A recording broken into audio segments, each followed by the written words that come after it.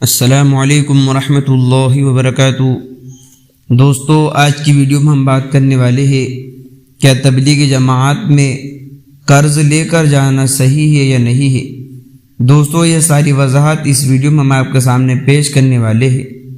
اس سے پہلے آپ ہمارے چینل پر نئے ہو تو اس کو سبسکرائب بھی کر لیجئے۔ دوستو، تبلیغی جماعت ایک بہت عظیم الشان راستہ ہے۔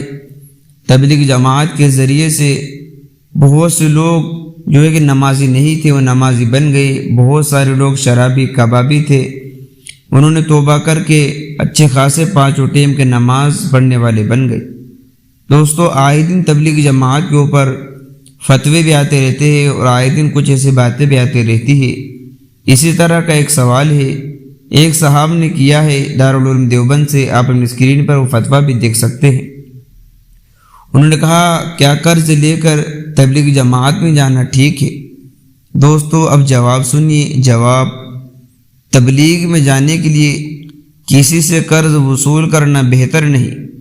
ایسی صورت میں مذکورہ شخص اپنے مقام پر رہتے ہوئے محنت کرتا رہے، جب اللہ تعالیٰ اسباب پیدا فرما دے تب جماعت میں چلا جائے۔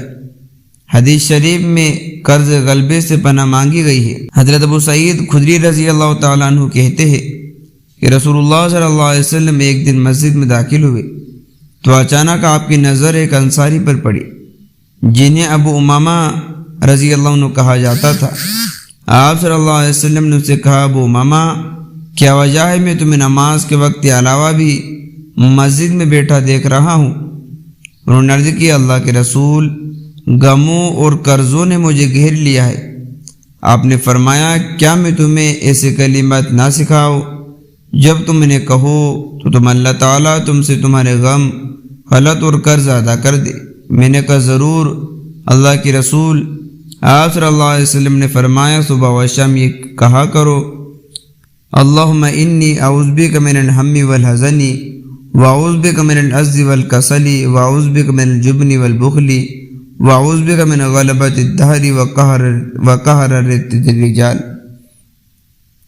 اے اللہ، میں غم اور حزن سے تیری پناہ مانگتا ہوں، عاجزی و سستی سے تیری پناہ مانگتا ہوں، بزدلی اور کنجوسی سے تیری پناہ مانگتا ہوں، قرض کے غلبے اور لوگوں کے تسلط سے تیری پناہ مانگتا ہوں۔ تو دوستو، یہ دعا آپ صلی اللہ علیہ وسلم نے قرض کو لے کر بتائی۔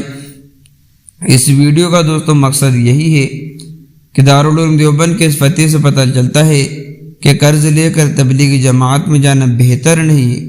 دوستو، پوری طریقے سے انہیں منع نہیں کیا ہے کہ ناجائز ہے، انہوں نے کہا کہ بہتر نہیں ہے۔ اگر آپ کے پاس اگر سہولت ہو کہ آپ قرض لے کر جا سکتے ہیں، بعد میں ادا کر سکتے ہیں، تو اس صورت میں آپ کے لیے جانا بہتر ہے۔ آپ لوگوں کی کیا رائے ہے کمنٹ کر کے ضرور بتائیے۔ ملتے ہیں نیکسٹ ویڈیو میں۔ السلام علیکم۔